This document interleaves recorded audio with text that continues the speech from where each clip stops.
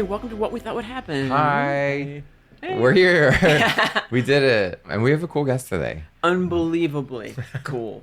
And prolific and amazing. Easily one of the best stand-up and writers. He wrote for Conan for several years, and he's also has a new half hour every 2 minutes. Yeah, right. It's amazing. He's always and he goes on the road, and he's I call that road warrior. Anyway, here is Brian Kiley. Yay! Hey, so nice to see you. Hi, Brian. Yeah, I should have thanks for asked, what coming. would you like us to say about you? No, that's fine. Can I do two? I mean, do you want to do 10 minutes? We've known each other for a while, so I think we're fine. He just got back from a spa. Oh, I know. I was just trying to do that. I was too late to doing a stand-up intro. And hey, put your hands together for Brian Kiley. Yay. But you are on the road. I am on the road. So, I don't have a writing gig at the moment, and I have no hope of getting one at the moment. That's true. So, yeah. So Yeah. I'm just out there. And Brian, by the way, you were the head writer on the last season of Ellen. Well, I wasn't the head writer, but I Okay. was just I was just random shithead. But yes, I was on the last Well, season of Ellen. And how Yes. was that?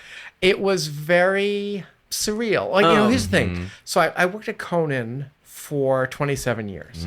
Yeah. So when you work at late night and then you go to daytime, Right. so I'd pitch something in the room and they'd go, we can't do that. And I'd be Yeah. like, what? That's so Oh. inaccurate. You know what I that's mean? so good. So I was constantly shocked. And then every once in a while there'd be something that I'd say in the room as a joke and they go, yeah, we'll do that. And it's like, wait, you can't, if you can say this, Yeah. you know what I mean? Yeah. So yes. The leash is a lot longer with late night, and the only thing you can do in daytime is a lesbian host. That's it. That's Yes. as far as it goes. That's the recipe. Yeah, it is. And it's a As the edge goes to there. right. But that was the last season of Ellen, which, what is it like to come into a show that had also been on for 20 years? And then Yes. you're there. Right. Well, that's the thing. There was a lot going on. He mostly just swept the floors. Someone has to, Laura. Yes, And at have you least seen let them those be floors? funny. But they wanted, they'd want me to pitch, you had to pitch games. Like Conan, we didn't play any games. yeah. So I pitched 3 games, and then they're like, yeah, We've done that. of course we've done that. So I'm like, okay. So then I'm like, all right. But then, when I was first there, they go, 2 audience members are getting married. Can you and this other guy write up their vows? And I was like, I'm sorry, I'm writing wedding vows? Do you know what I mean? And I'm Yeah. like, look, I do eulogies, and that's it. Wow. But that was bizarre. We did no, unintentionally serious writing on Conan. Do you know what I mean? yeah. We did play stuff that accidentally got no laughs, but we're always trying for a laugh. This would have you do some stuff where, she's selling her stuff from her gift bag or whatever. Yeah. And, 10% goes to breast cancer or something, so you can't joke about it. You're just like, this delicious water or whatever. You know what I mean? Oh, yeah. So I was Right. like, what? Did you know anything about the couple before you had to write their vows? I think they gave us a little bit of info, you know what I mean? But it was that kind of thing. Okay. But also we couldn't be too jokey or whatever, So things like that. Because that was the energy of that show and set is mega positive. Yes. Like Yes, Oprah yes. level positivity. Yes. And I pitched a thing one time because there's a toy Hall of Fame. Have you ever heard of this? No. So there's actually a toy Hall of Fame, and I can't remember where it is, but it's almost like the Sports Hall of Fame where they have a few nominees and they induct 1 or 2 Oh my every God. year. I can get behind that. And it's actually kind of hilarious because it would be like, if you could look it up. It would be like, a Barbie doll or a G.I. Joe or whatever, but then it would be like a stick. Oh, okay. Should I assume that they're the parents of these dolls are kids? Or of these toys, are they kid owners? Or this is like an adult organization. I think it's an adult. You know what I mean? That's different. But I think it's just a celebration of toys. But it's just funny because if you look at the nominees, like 1 year they'd be like a cardboard box. Oh. Okay. Yeah. So it's stuff like that. So I was like gonna parody that, and they're like, "Oh, that's too mean." And I was like, "Well, what?" Yeah. Like, I don't know. Isn't this kind of silly that Yeah. we're just? Yeah. And it's, I don't know. So They're like, but kids love toys. We can't be mean to toys. how dare you be mean to a cardboard Right. box? Oh, that's so great. I had the time of my life with a refrigerator box. Yes. That was days. Yes, I love Right? that as a kid. Leave Yes, me in the absolutely. garage. Yeah. Jeez. And then you could say, well, this kid had a toy with arms. Clearly, their parents were elitists, or they, had a lot of money. Right. But that was also, it's the last season, any show, it's like mega star. People coming in. Yes. Saying Like, goodbye. and all that Yeah, stuff. and Ellen interacted a lot with her, or did a lot of setups with her guests, much like late night, I guess. But what is it like to write for megastars? Is it different in daytime? How? Yes, well, the thing Much is that fun we you can would have, have quote-unquote? guest hosts. Oh. At Conan, we never had guest hosts. It was just Conan every time. yeah. So, Like Wanda would be on. Well, it's funny. Wanda, I guess, didn't do the last season, and everyone was like, "Wanda's great," and then they'd have some people. I'm like, "Who was this person?" Do you know what I mean? Oh, and then they'd come out like, "Everybody knows me," and the audience is like, "If Kylie doesn't know him, we don't know him either." Do you know what I mean? Yeah. So there was some of that, but then it'd be like Katy Perry. Oh God. And I'm too old to be in awe of Katy Perry. Do you know what I mean? Sure. Like it's fine. Like I'm not dissing. It's like yes. But I'm not like, oh my God, it's her. Right. Because it's like, well, I'm too old to be like that. The Do you know what I emotional mean? connection isn't Yeah. there. Correct, yeah. So it's funny because we'd have meetings with like 20 people and I barely said anything. So most of my interaction with Ellen would be they'd have me in the audience during rehearsal and playing an audience member and we'd riff off whatever the bit was. So 80% of my interacting with Ellen was I'm holding a mic and in the audience and not like normal conversation. Oh. So I did that with Katy Perry and it was just kind of funny just riffing with her. With Katy. Yes. Yeah. And it was like... How's that chemistry? It was actually fine because I wasn't nervous. It wasn't like... If it had been somebody from my generation... Like who? Who would have made you shake? Well, if you're like, holy shit, it's Diana Ross or something. Yeah. Do you know what I mean? That Absolutely. You know? But it's like, yeah, I mean, it's not anything. It's just, I'm just too old to be in awe of younger people. So whatever. did you write jokes for her? For the host? For Ellen or the host? No, just for Katie. I mean, Yeah. Yes. Okay. Because I was thinking like if you're just leaving it up to them and their personality. No. I would write stuff for that. Yes. Okay. I think they're too scared. People like that are too scared to do that. Just go out and coast, right? They want someone to like. Well, work I with. definitely think a lot. I mean, it's better when they need, know what they're doing. Sometimes you see somebody, not Katie, but somebody would come out in rehearsal. They'd just be perfect. They'd just do everything, whatever. And as soon as the red light comes on, they're terrible. And you're like, Right. what happened to the guy? Oh, I was just reading about the yips. What is the yips? That's when in baseball when a pitcher can't pitch anymore or something. But there was this article about how psychologically you can get it in anything, any performance thing. You just freeze. Yeah. It's the total inability to. Well, so or you just it start would be sucking something at it. small, there's a pitcher that he couldn't throw to first base. He could throw home and throw to a batter, throw to the catcher. But if there's a little ball hit to him, he can't throw it there. Wow. And there was a guy in the Dodgers years ago who was a second baseman. All of a sudden, he would just throw it wildly every time he had to throw it. His brain is like yes. misfiring. Yes, and there are golfers who all of a sudden they can't putt a 3-foot putt. Like they suddenly freeze up and they can't do it. Because it's a mental thing. It's a total mental block, yes. I guess because there's so much chance involved with like sport, right? It's like musicians rarely like, you might glitch because of arthritis. Yeah. But I wonder if that's like a musical thing too, the yips. Are we curious, is there other professions it happens in? I don't know. I like to think I have it. But God damn it, Laura, we're changing our band name again. I know. Now with the yips. I know. Do you play an instrument? No, I would, but I have the yips. Listen, we need a tambourine and a triangle in almost every song. Whenever I read something new, I guess as a half Jew, I think I have it. I have to worry about myself a little bit. Well, it is mental because there's a really good Joan Rivers clip of her hosting her show, and she's asking Lucille Ball, "Do you ever worry about losing your chops?" And ancient Lucille Ball goes, "No." And Joan Rivers says, "That's why I have to be up every night." I feel like the reverse, like if you're working on a show, it's like Right, Joan that Rivers makes was worried about her timing and probably other things.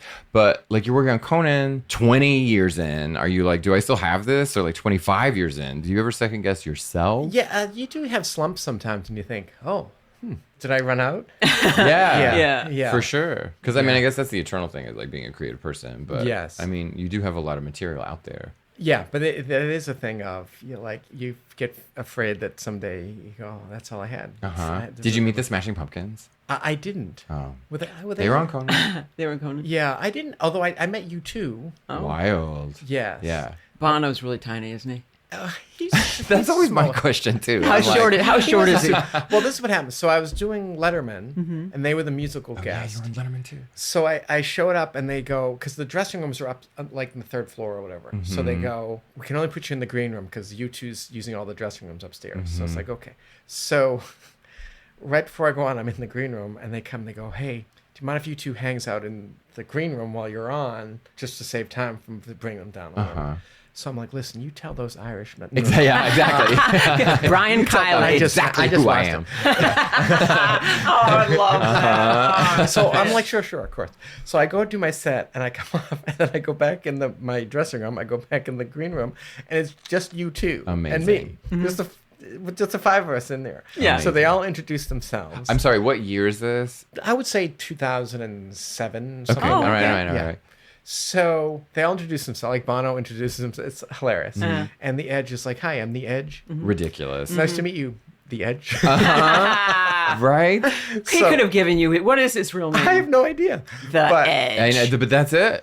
I don't care. Like, I'm going to give him a name right now. It's Walter.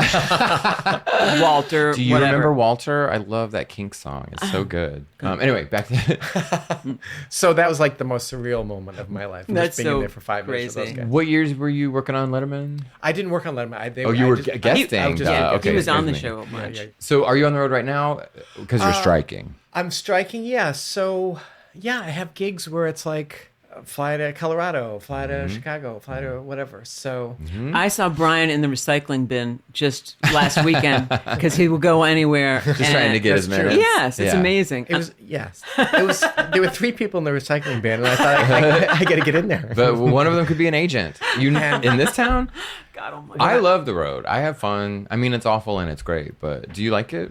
I don't like the traveling part. I like being in other places, and I like shows, but the getting there and that stuff. Yeah. And the airport experience is so awful now. Right. So, yeah. My parents worked, they're in their 70s. They worked for American Airlines in the 70s, and they sigh and they go, oh, travel used to be so fun. And meanwhile, I've traveled with them, and they're part of the nightmare. Do you know what I mean? Like, they're the old people clotting up the line and all this shit. Like, yes, so funny. they're in their 70s. This is what happens. But don't they have a card or anything that's the Pass me through. former employee or anything kind of benefit? No. They used to work that privilege, which was wild. In the like 80s and 90s, they would just go behind one of the counters and just get on the computer and like check shit or like, yes. And then we thought we were so VIP, but this was pre 9/11, so it was like you could print a fake boarding pass just to get like walk on a plane and say goodbye to somebody. Like all this, like, yes, you could do all this That's shit. amazing. You're from Boston? I am, just outside of Boston. And you started as a stand-up, obviously. Yeah? Did you ever do improv or any of that stuff? Or you? No? I really didn't do any improv.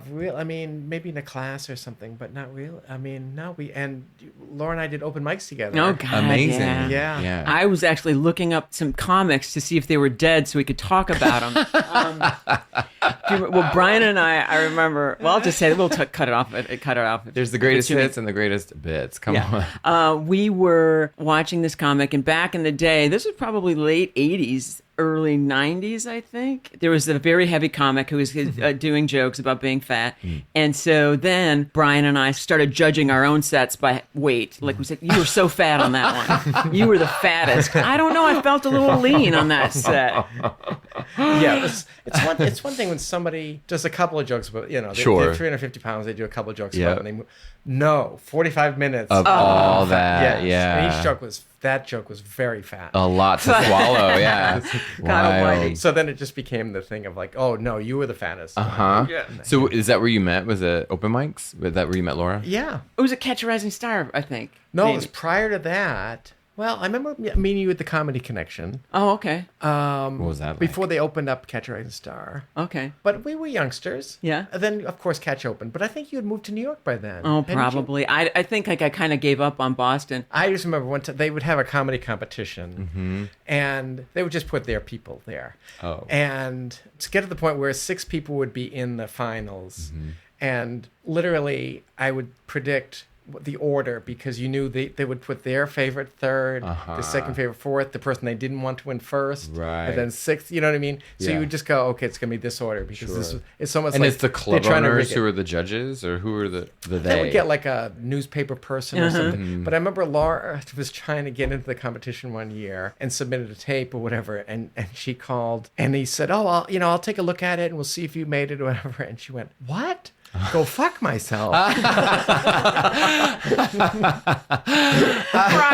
that makes it funnier than I think that makes it funnier than it was. Oh my god, are you kidding me? I was dying. That's awesome. I believe it. But that's, especially back then, you're dealing with fucking landlines and answering machines and how to get a tape is what a fucking camcorder and all that shit. Like, But you were it's not also easy. so ballsy with it. I remember there was that rape trial for that Kennedy guy. Like, he was Which one? Kennedy yeah, Smith yeah. or something. But I remember just going on stage and going, first of all, fuck the Kennedys, and you just go right in, and just to do that in Boston. and whatever. Wow, really? Boy, Yes. okay. I've you lost were my like- guts. I was like, it was so impressive. I must have gotten Yeah. booed all the time. Yeah. I can't believe I didn't get booed off for that. Your ballsiness won them over. It was awesome. It was awesome. Because you said you got sick of Boston? Or what? No, I was really trying hard. And geez, and you know what happened? Barry Crimmins, I was watching one of his shows and he put me on one of his shows. He always helped me out. Mm-hmm. He put me on one night when he had a few other friends on. And Cynthia Coe, do you remember her? Was in the Yes, audience. yes. And she said I should go to New York. So that's when I went to New York, and she was friends with one of the Catch a Rising Star guys there. And so I got up. That was when I told my story about how I saw all, like Freddie Prinze's photo and, all these photos on the wall. And I was thinking, well, I guess this is it. I'm going to make it. Cynthia Coe wants me. And so then I guess it was Louis Ferranda. He said, yeah, we're going to have to wait a minute. Okay. Somebody just dropped it. And so then Jerry Seinfeld did a half hour and then I went on and died for 10 minutes.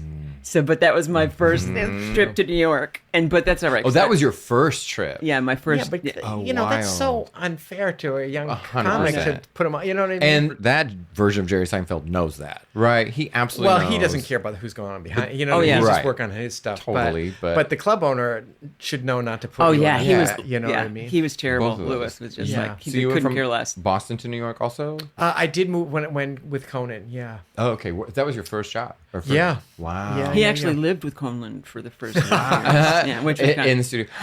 You were in season 1? Yeah, I started 6 months in. Wild. Because I was watching back then. I loved it. I still have my embroidered Conan Moon shirt, Sure. the set. I loved it. I'm obsessed with. When I first came here, I was at a red light, and I just see, there's a homeless guy trying to get money for people at the red light. He's wearing a late night for Conan. Absolutely. And I was dying. I'm like, perfect. That's where you're going. So you went straight from stand up to television writing? Mm-hmm. Well, how was that evolution? At the time, I was writing a lot of topical jokes in my act, so then it was sort of an easy transition to just go and do that. But I had to learn what kind of jokes he hated, because I liked wordplay jokes, which I thought were clever, and he hated them, and he kind of beat them out of me. Yeah. Because when I was first there, some woman had a baby on the New York City subway, and they wrapped the baby in the Sunday New York Times. Oh my God. So my joke was, coincidentally, it was the C-section. That's above and beyond wordplay. That's And great. then he crosses it out and corny and whatever, and I was kind of thrown. I was like, oh shit. So I kind of learned what he liked and what he hated and that kind of thing. That's fascinating. Yeah. But also, I feel like the show was very cultish or underground. Yes. In the first season, and then it just had this kind of flip in the late '90s where it was like mega. It's sort of gradually, because it was sort of an underground But thing. it seemed way more playful. There was way more randomness to it. That was the beauty of being on so late. We could try things, Yeah. and they didn't always work, but we'd take a big swing. And then when we did work, we felt great, you know? And as a stand-up, did you ever do stand-up on Conan? They would have me when somebody canceled. Oh, that's great. You know what I Amazing. mean? They'd be like, so-and-so canceled. Get out there. And I was like, so they wouldn't give me a date.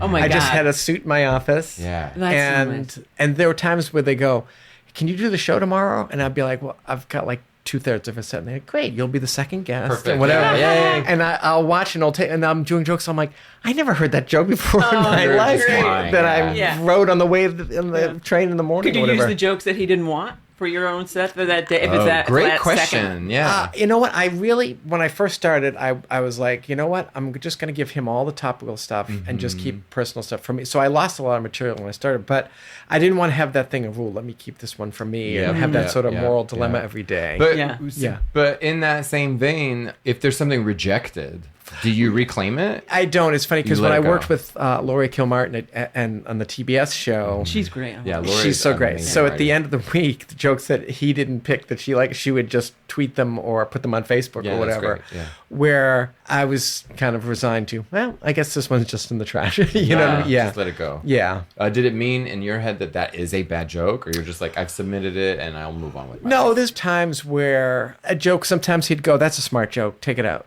Oh, really? Yes. Oh, okay. You know, or sometimes it's too obscure, or sometimes it's, you know, whatever joke about some celebrity, and he's like, they're on the show. We can't, we can't, you know what I mean? With that kind of thing. Well, you know? did you find, like, as the show became more popular, that you had to be a little bit safer with the material? Yes. Yeah. Yes, and he got less inclined to take shots at different celebrities. Where does that pressure come from? Because you want your show to be bigger, you want bigger guests, you want people to feel safe. Yeah, that was part of it. Yeah. Yeah. It's like you can't make fun of the guests too much if we want to book them, you know, Right. that kind of Yeah, right. That is kind of mathematical. What year were you on Letterman? Well, as a stand-up, I mean? So this is what happened. So, all right, I'll tell the whole story. Because is that not controversial? No, it wasn't, because Conan, like, they were friendly with each other. So when I was 25 at Catch a Rising Star, they came down and I auditioned for them. And the producer came over and told me I was very good. And then they called me to do the show 17 years later. Wow, that's pretty great. Yes. That's pretty fucking great.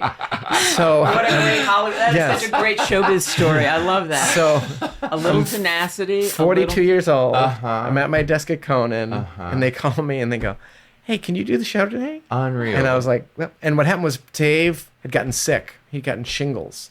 So Bruce Willis was supposed to be the first guest, and Bruce Willis. You're like, shingles had to- can be what?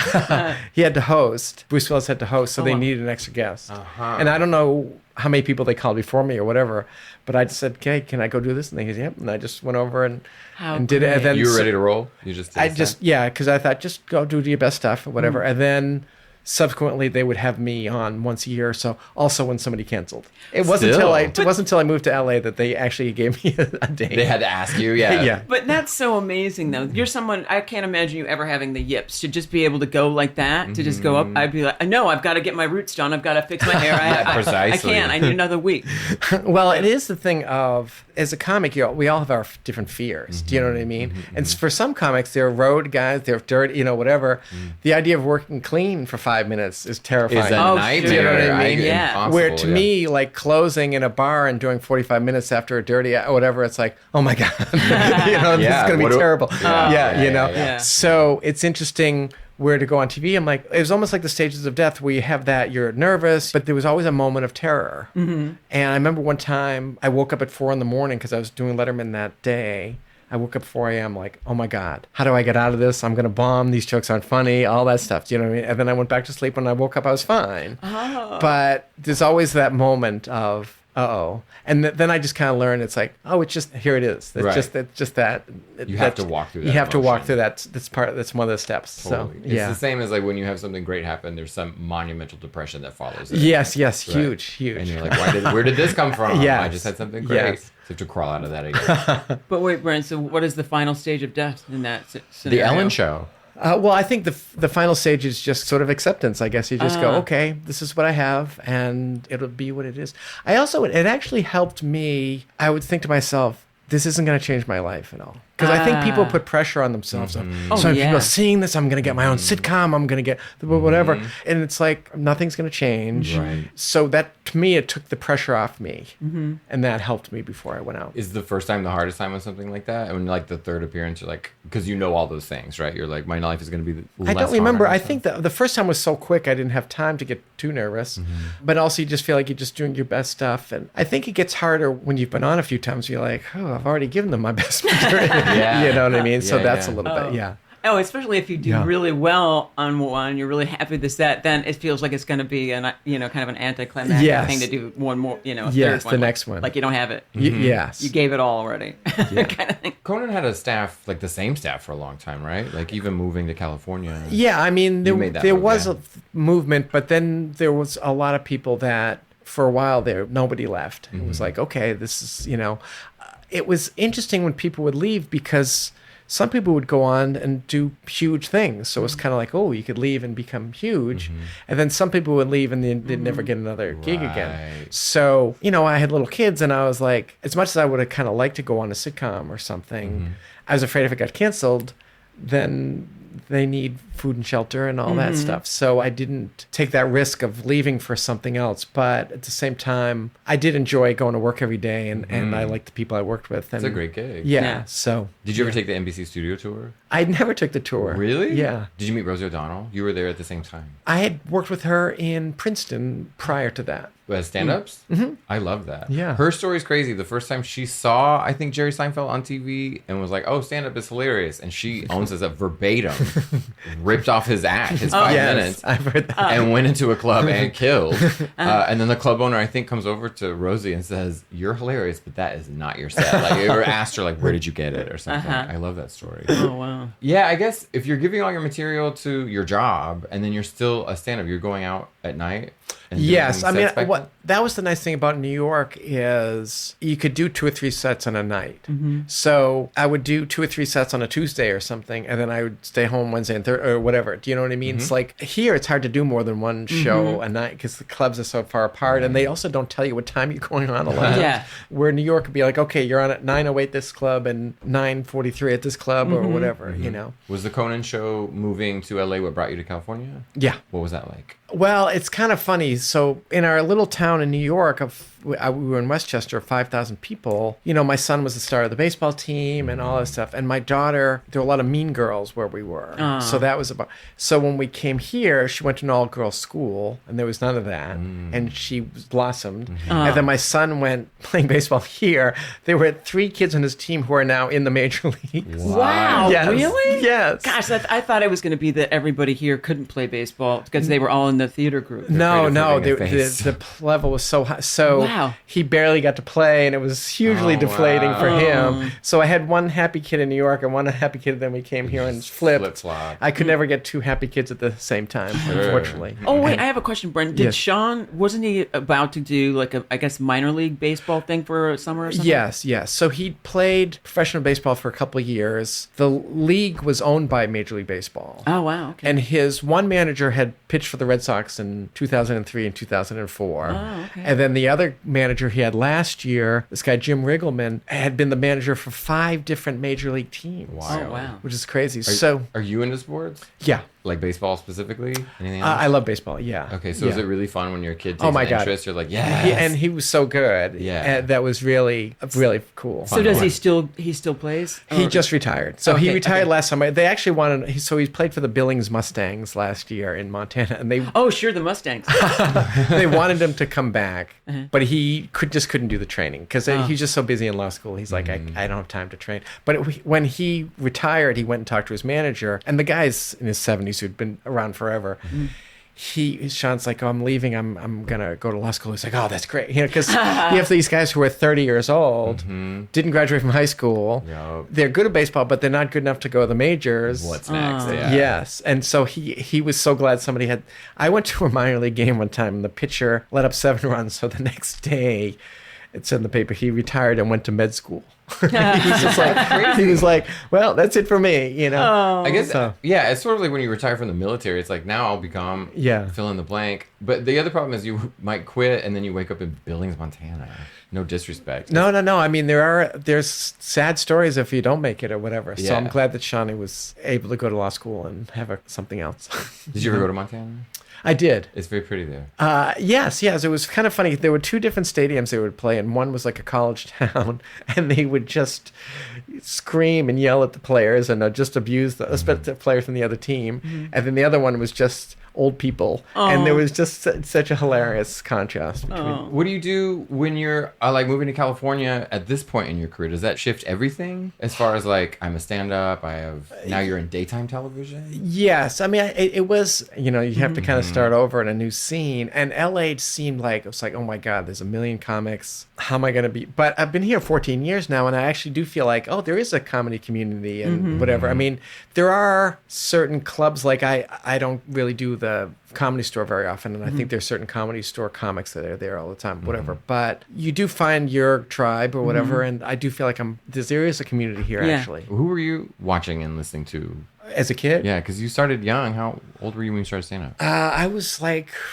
20. That's young. Yeah, I was in started college, What led to that? Because I was in my 30s and I only started comedy when everything failed. You know what I mean? It was like, so what is going through your head when you're 20? Well, as a kid, I wanted to get into comedy from an early age, and I would watch the Dick Van Dyke Show and I'd go, oh, you can be a comic. Because I didn't know how people became comedians. Exactly. You know, because they didn't have clubs then when I was a kid that I knew of. Yeah. But I was like, oh, well, shows have writers, so I knew that was a thing. Yeah. So when I was 12 or 13, I would started writing jokes, and I had like little note cards, and I would write my Wow, little you jokes. that literal. Yes, and I had like That's a little. amazing.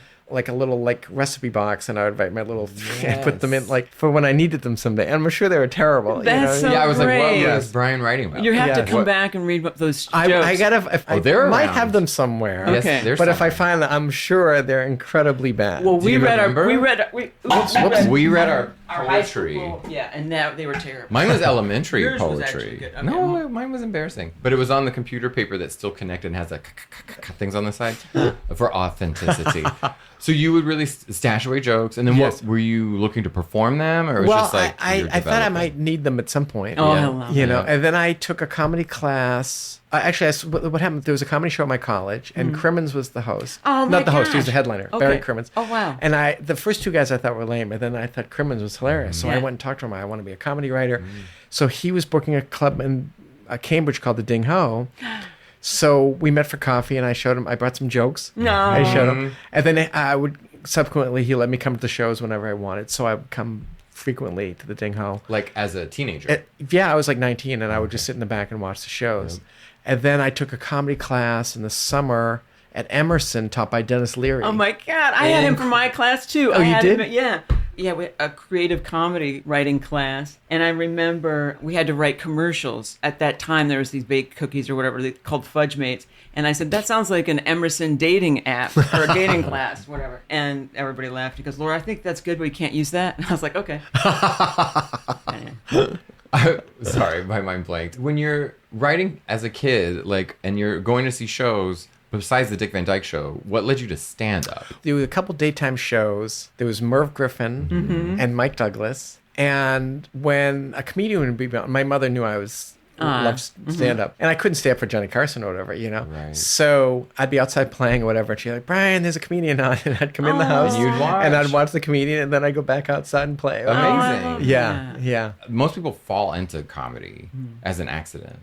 Well, I didn't know how I was going to get there, but I knew that I wanted to do that. Do you know what I mean? From Yeah. an early age. Yeah. I do love the Dick Van Dyke Show. It's still, I mean, It's super not every funny. episode, but a lot of it still holds up, and it's very Hilarious. hip, and they were so ahead of its time with so many things. I was so sad when Rosemary died. Yeah. Because when people from that long ago are still alive, you still think you can meet them. You Sure. know, even though my planets are nowhere near. Well, I got to meet Dick Van Dyke. Well, there's two things. So first of all, I wrote a joke one time that totally bummed out Dick Van Dyke. Oh, really? Yes, because he was on this show, Diagnosis Murder. Of course. Which was And not a CBS good show. canceled the show. And I had a joke about they canceled the show when they realized that all the viewers died 4 years ago.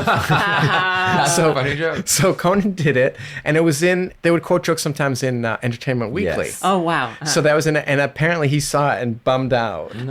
So then Conan had to write him an apology letter or That's whatever. fucking Well, how did y'all find out he was bummed out? He contacted the show. That's a good Or his question. reps or something? Yeah, somebody said that he bummed out about it, and Conan. It got back to Conan that he bummed out about the joke. So Conan wrote him So it's like you bum out your hero, and he has to write him an apology letter. But then he subsequently did the show a couple times. Yeah. And I He's didn't amazing. mention that joke that I didn't mention I wrote that. that- But it was so cool to meet him, and But that was nice of Conan to take the high road. heat, whatever. to take the heat for you. Yes. Or Yeah, whatever, yeah. That's good. He has a fascinating clip on. I didn't know he was sober, or maybe he is. Yeah. But it's on the fucking Dick Cavett show, and he talks about his sobriety for like 20-ish minutes or something. Oh. That was a His big wife- deal at the time. Yeah. Yeah, precisely. Yeah. But I don't know. I'm obsessed with him because he's 100. Well, Or he's about to be. he's like he's like Yeah. 97 or Yeah. 98 or something insane. I think Dick Cavett and Graham Norton are the best hosts. 100%. I mean, yeah. just because they always let it be about the person who's the guest. Mhm. Kind of, yeah. Have you Yeah. seen the one where it's Dick Cavett and Katharine Hepburn? Have you watched any of that? Where they're just there to do the like lighting check. There's no audience or anything, and she walks in with such authority She makes him sit on the other side. They're changing the funny. I can't put my leg on this table. And so she makes them switch the tables, but no one's doing what she's saying. She's like, no one listens in this business. And like she's trying to lift stuff within there. She's like, I'm union. Like all this is happening in like 2 minutes. And then That's they just so fucking decide to great. shoot the show. Amazing. And Dick Cavett just wings it. Like he has his yellow notepad and stuff in front of him, and they just have a fucking conversation. It's I like love because he that. saw the moment, like you just said. Yeah. He's like, yeah, it's happening now. It's not going to happen tonight or tomorrow. Wow. Incredible. I'm a big Jack Benny fan. We were talking before. Yes. But you, My sister told me that Jack Benny's old high school, their school nickname, that they're the 39ers. Because his whole thing was joking about that he's 39, even when he was like 80 years old. That's so And so it's cute. kind of like a takeoff of the 49ers that they would, the 39ers. my great grandmother was born in 1895, and I knew that bitch. And she, which I believe is the year Jack Benny was born. Oh, okay. So when she got older and was having to go to the doctor all the time, she would be 98. She'd go to the doctor all the time, and the doctor would ask how old she was. She'd say, I'm Jack Benny, say. Or she'd say, I'm 39. Great. She'd say either one, but she'd be in her 70s, Great. 80s, or 90s. I love that. But he and Dick, I see reflections in like his show and the Dick Van Dyke Show. I could totally see that. Just yes. because they're all writers, but it's like the Yes. show is the show Yes. kind of a thing. It's very 30 Rock. Yep. Before 30 Yes. Rock Yeah. existed. Yeah, that's true. It's like they kind of passed the torch on these things. Yeah. Yeah. I'd read in some old book, because I'm a fucking old faggot, about Lucille Ball, where, because they were neighbors, right? Jack Benny was her next door neighbor. Oh, I didn't know that. And at the bottom of his pool was an octopus, was painted, so that when you looked at it from above, the legs would like How cool. would animate, right? Uh-huh. So I'd heard that a zillion years ago, and then flash forward to, I don't know, 4 years ago, I'm in fucking Los Feliz having coffee, and a friend of a friend walks by. Long story short, his fucking parents moved from Iran to Jack Benny's old house. And I'm like, is there an octopus painted at the bottom of the pool? And he goes, yeah, and my mom can't wait to get rid of it. I was like, no! I was like, it's like epic. But That's incredible. I haven't done it, but I want to break and enter. Yeah. You have a special out. I feel like we should plug it because I haven't listened to it yet, but Garrett said it's great. So they have these dry bar specials in Utah. So there's no alcohol in the Oh my place. God. And it's so funny that like you can't say the word sex at all or whatever. See, I'm out. But it's Yeah. also it's like I was out of not having anything to drink. but it's also it's like they all have 9 children. Do you know what I mean? It's like Yeah. come on. Yeah. But also because I can do a set and be conscious of okay, don't swear or whatever. But I always work TV clean. So to work squeaky clean is a different thing, Yeah. you know. And also, I'm fine with doing swearing, but like you can't say, "Oh my God," Oh, things like that. Like I Yeah. would say without realizing. Do Damnation. you know what I mean? Damnation. Like if I swear, I'm aware of like I Yes. slipped, but I would say that and not be aware that I'd said it. It's like Do you know saying what I you mean? guys. Yeah. Accidentally gendering a group of people. Yeah, so absolutely, I would do that. And not, so that's the special that was. well, there's drybar.com and people have their different specials. No, my special is called "What's His Problem?" Oh, great. That's so that's a dry bar. Where was that? I think it's on YouTube No. Where did you tape it? Sorry. in Provo, Utah. 2 Utah tapings? No, that was the one taping. So I gotcha. think we just there's one show. Yeah. I was like, that's a wild choice. No, to no, go no, back. no, just one. I always want to know the math on where you record a special. Like, how do people gauge that? Well, I recorded my album in Phoenix. Oh, okay. Because the guy who produced it, a lot of times when they want you to produce your album, you have to book their venue and get the crowd. Yeah. And it's like, I don't want to do all that. just wanna show So up he's and like, do it. just show up and here and do this and whatever. And I was like, that sounds good. So that's where I shot my comedy CD or whatever. So we can just get that online. Everybody. Or Yeah. okay, great. So what do you do when you have a strike? Well, we pick it a couple days a week. And actually, I mean, it's a drag because it's 100 degrees. Sure. But I do get to see writers I haven't seen in a long time and see old friends and stuff like that. And I've actually met new people. And it was when the strike in 2007, we were in New York. I met the guy, Michael, I'm blanking on his last name. He wrote Little Miss Sunshine. And so I felt like we were taking his master class. Like he was kind of teaching us like his philosophy of comedy and all this stuff was really cool. And then I met Malachi McCourt, who, Frank McCourt wrote Angel's Ashes. Yeah. And he wrote, his brother wrote also a successful memoir that I don't know the name of it. So he was walking around telling us jokes. That's incredible. Yes. And he's got the brogue and he's like this great storyteller. And he tells us this joke about this priest who's giving this fire and brimstone sermon, and where it's like, and sinners, you're going to burn in hell, and there's going to be a wailing and a gnashing of teeth, and someone raises the hand and says, what if you don't have teeth? He says, teeth will be provided. I love that they've thought of everything. But just hearing him tell that joke with his brogue and, so animated, it was like fantastic, Amazing. Did your kids think you had a cool job? I think they did think that. I remember they would come to the show sometimes. One time my daughter's like 5 and she comes to work with me. And then one point I'm like, where's Allie? And I'm looking around and she's in a meeting with Conan and our director and our producer. It's like, I'm not allowed in this meeting. Oh, that's so great. There's Allie sitting next to him on the couch. But yeah, they think they really enjoyed coming to the show. And I have a cute picture of the two of them sitting on the set where this, sitting behind the desk and in Andy's seat. And they're like 2 and 4. Yeah. And it's such a cute picture of the two of them. My timeline is a little overlapping, but you were there for the last episode of the TBS Conan show. And presumably the New York one, and also the last episode of Ellen. So what is it like to watch? And you can take a. I can kill any show, guys. I was going to say you're the death note. Oh, is it going to be? Do we have another season? No, I see Brian Kiley in the hall. Yeah, oh no, at death's door. What is it like to watch a show? I guess the Conan, because you were there but to watch a show like that, not shut down, but it's like what is it like to be there for that moment? It's sad. Yeah. It's sad. It's so much of your life is there, and you have so many memories that there. I mean, I was only on the last season of Ellen, so it was less so for me than the other people. You left the party early. I probably did, but it was sad to see it end, and also COVID kind of messed it up a little bit too. Kinda. Yeah. So I mean, they did have that final 2 weeks where they were in front of an audience again, but the last season we weren't there. We were all writing remotely because of COVID and stuff. Right. So yeah. Oh yeah, last season of Ellen was remote. No, last season of Ellen we were there, but we were just wearing masks, and it was. Was Kris Jenner on the last season? She was. What is the security detail like, celebrity to celebrity? Is that noticeable? Where you're like, holy shit, the studio's on lockdown. That might be more of a Conan question. That's a good question. I mean, I wasn't trying to meet someone like that.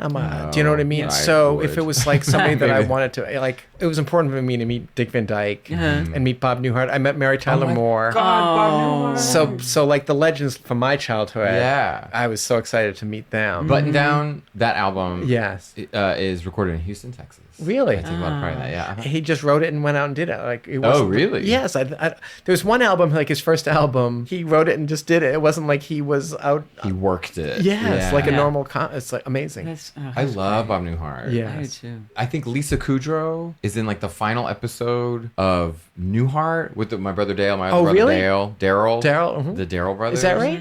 Yeah, she makes a tiny cameo. Oh in that, wow, I didn't know that. which I love. I don't know. That's like me knowing my great grandmother from 1895. It's like you got to be on a TV show with Bob Newhart. Oh yes, I did. He was on SNL. What? Yeah. Your year?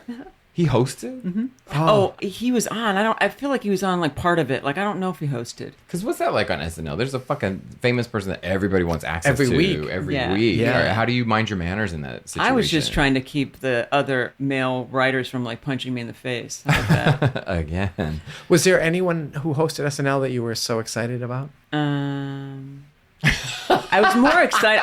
It was really just a shitty year from start to finish. Yeah. I was more excited about Will and Grace. I met Alan Arkin, Gene great. Wilder, Huge. a lot of amazing people. That- And Alan I Arkin was just really, passed He away? did just That's a couple so weeks ago. sad. I know, but I was so crazy about Blythe Danner.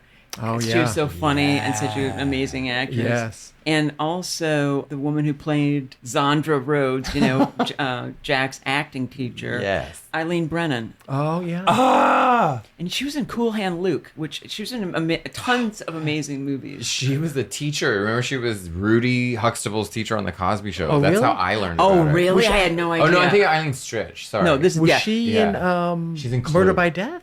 Yes. Yes. Yeah, she was so great. Oh, yeah, she's Peter amazing. Falk was her husband in that, or boyfriend. Yes, yeah. yes. That was so damn funny. Great. I'm a huge Madeline Kahn fan, but Eileen Brennan is truly the funniest one in Clue. She has all these weird, tiny little asides that are just like personal affects that she does. Oh, I love her. That are hysterical. Oh, She so kills great. me. Yeah, she was amazing. There's this kid in college in in San Marcos, Texas, who was not out of the closet, but we all knew because he had signed 8x10s where he had to write the son of a bitch to get an autograph. He had every cast member of Clue, and they wrote him back. He had every single one of their autographs framed on his wall, 8x10s of everybody. Wow. But I was also not out of the closet, but you could tell because I was the only one freaking out about the Eileen Brennan. I was like, I can't believe you got this autograph like that. Right? Meanwhile, I don't know. Well, Colleen Camp was in that too.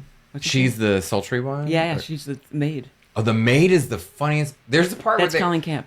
there's a non-moment where they go, everybody sit down, and everybody takes a seat, but the maid on her way down fluffs her skirt but flashes everybody, and it's just this, you almost miss it, but she's just fucking camping it up the whole time. That's Colleen I'm Camp. obsessed with that movie. Sorry. I've not seen that movie since, I think I saw it in the theater. I don't think I've seen it. Oh my God, it's hilarious. Really? So you know a lot about like old comedy, old well, I'm a Hollywood. comedy fan. Yeah. Yeah. So is that just a lifelong thing? Or like in your 20s were you that? I think I always just liked comedy. Yeah. We went to the Comedy Museum in Jamestown, New York, and they just got the Carl Reiner stuff, which was so much of like early television, but there was so much good Dick Van Dyke, and they hadn't even gotten to it yet. We just saw like some of the stuff. I was obsessed. Yeah. I would be. Who played Buddy? What was his last name? Morell? Buddy Morell was played by Maury Amsterdam. Maury Amsterdam. Yes. Okay, yeah. Because I think they even have like the hairpiece or some shit like that. Well, he did a thing. So when I met Dick Van Dyke, amazing, he told us that so Maury Amsterdam would do the warm up sometimes. Whoa. And sometimes he would do stuff where they're like, whoa.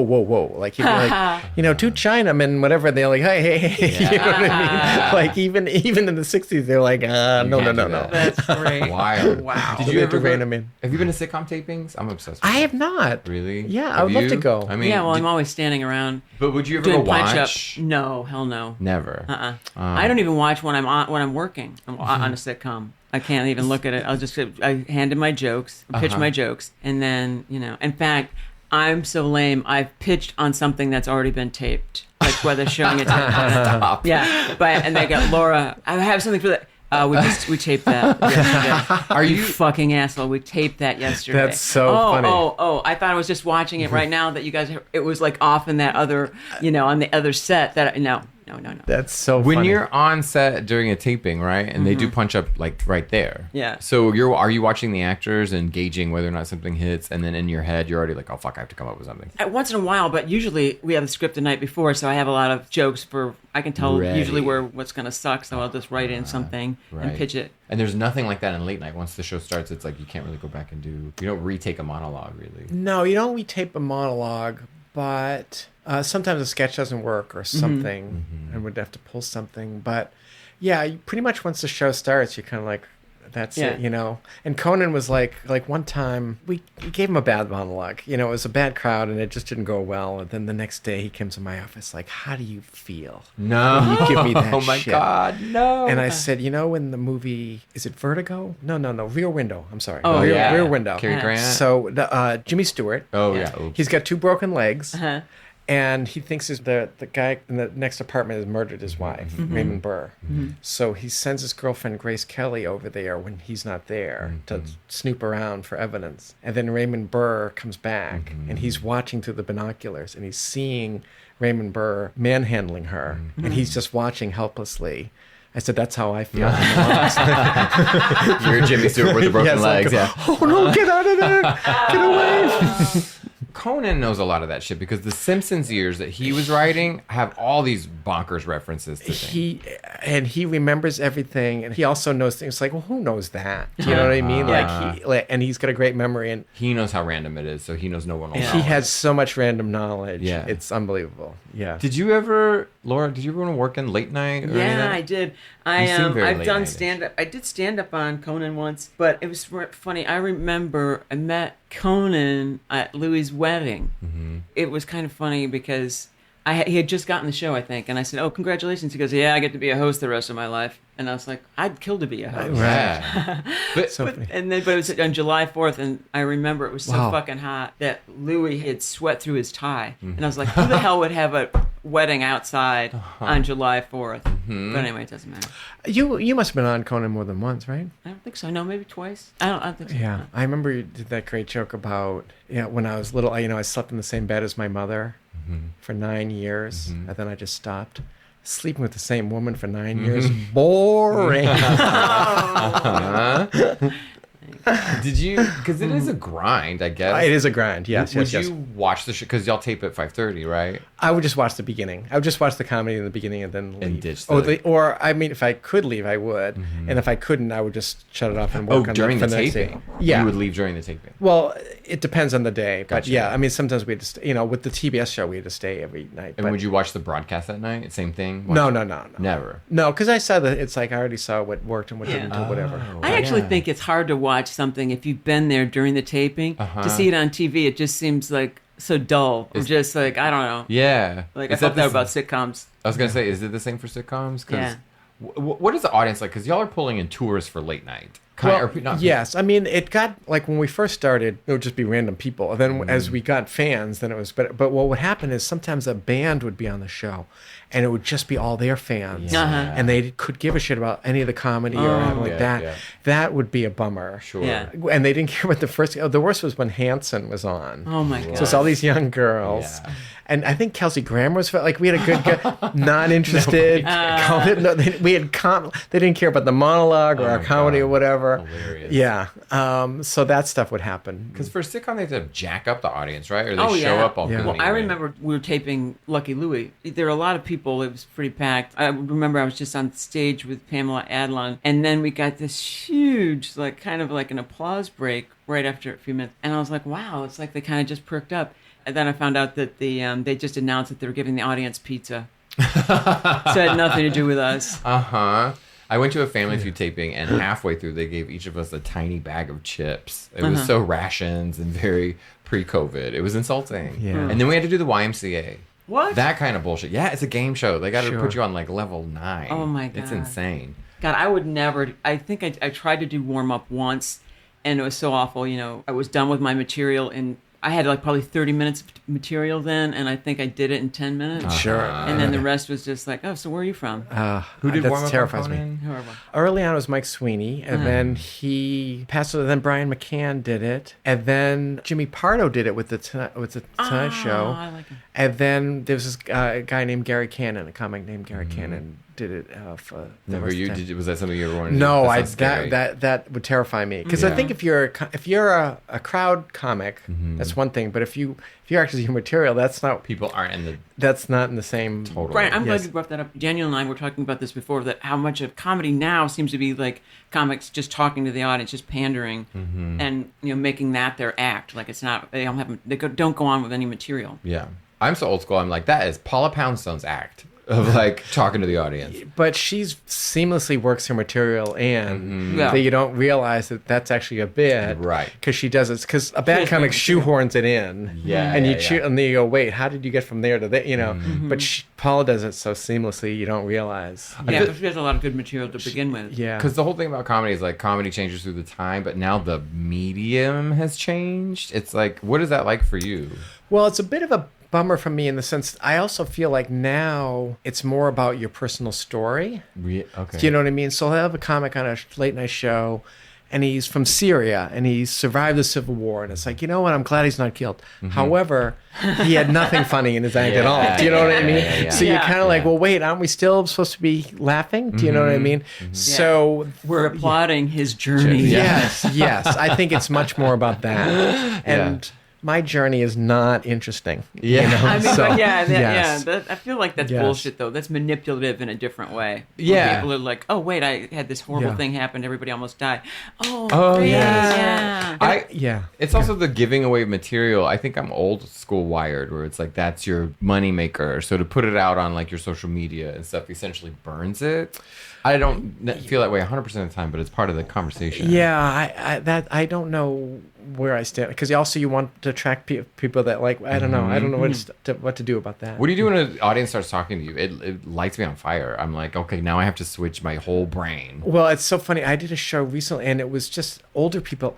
This 80-year-old woman, and it's like she's not heckling. She's not saying you. It's a legitimate But she just wants question. to be part of that. Do you know what I mean? Or she wants to be included, and you can't be like, "Hey, shut the fuck up." Yeah. You know, nice. you know what I Hey, mean? get this cunt out of here. Yeah. Hey, Nana, fucking hit the bricks. 100%. So you have to be like, oh yeah, whatever. But I was opening for Margaret Cho when we were in San Diego, and I was doing 30 minutes.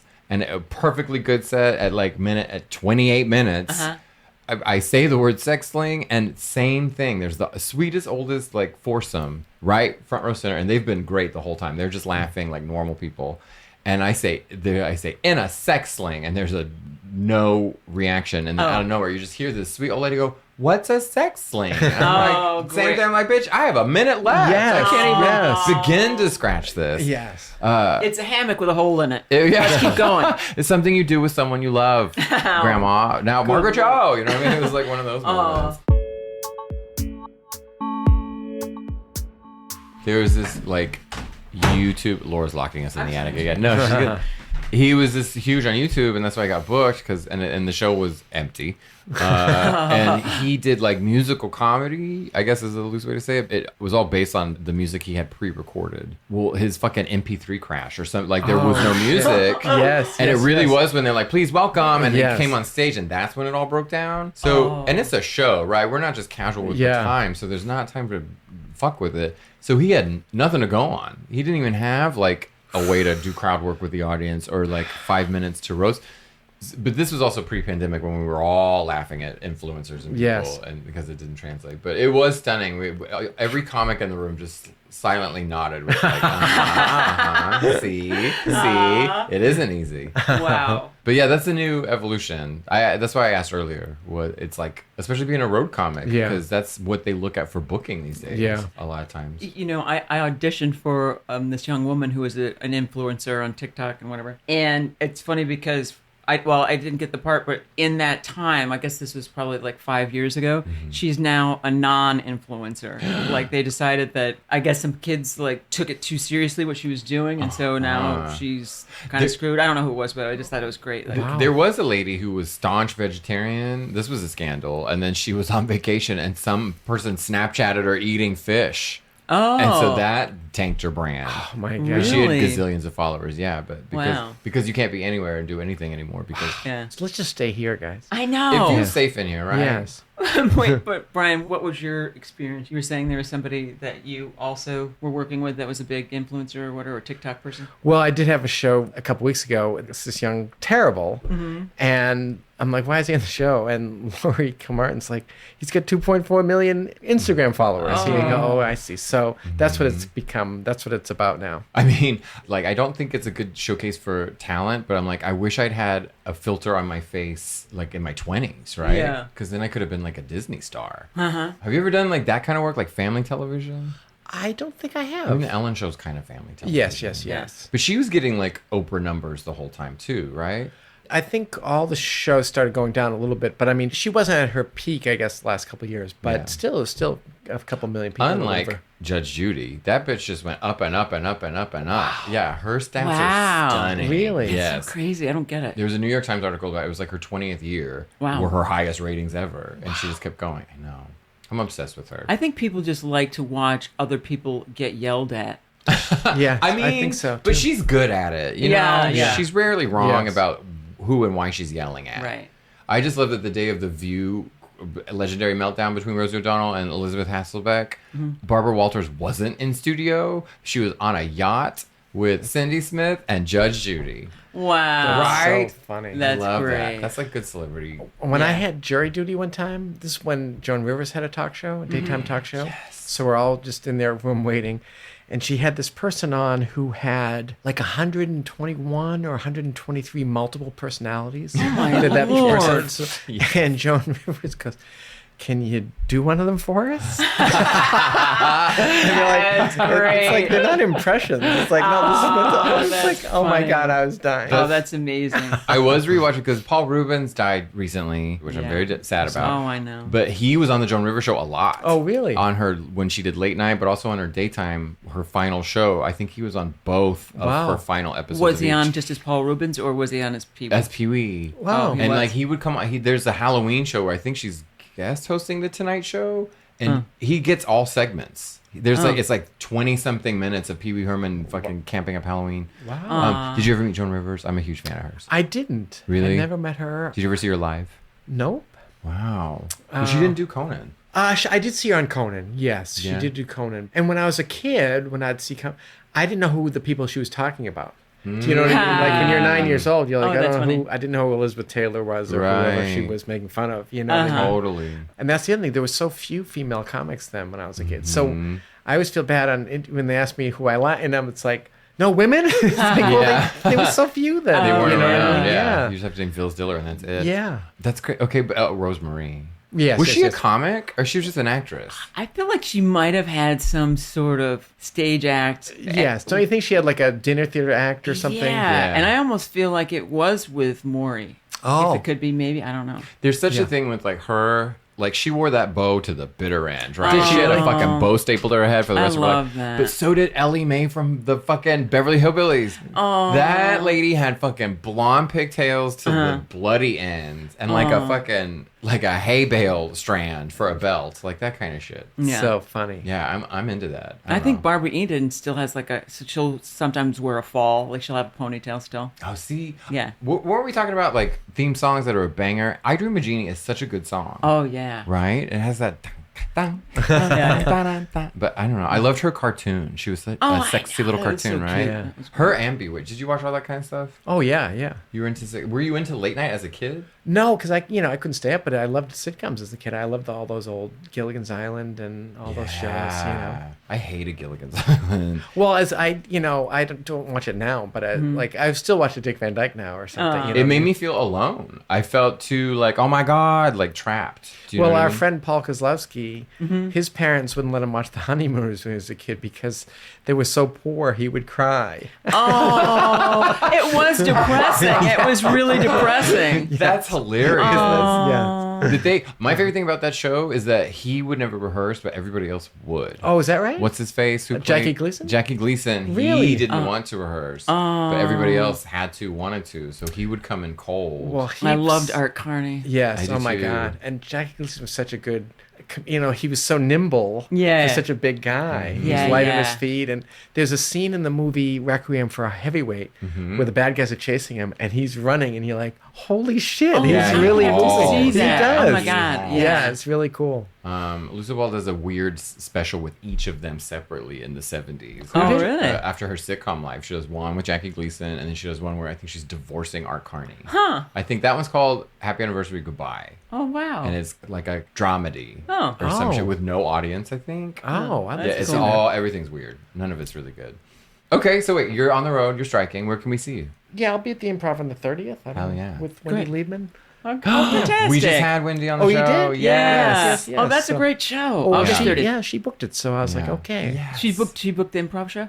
She booked that night or whatever. So that's great. has I'm been a doing psycho fan of hers. It was hard to get me to stop talking. And cool. And your specials?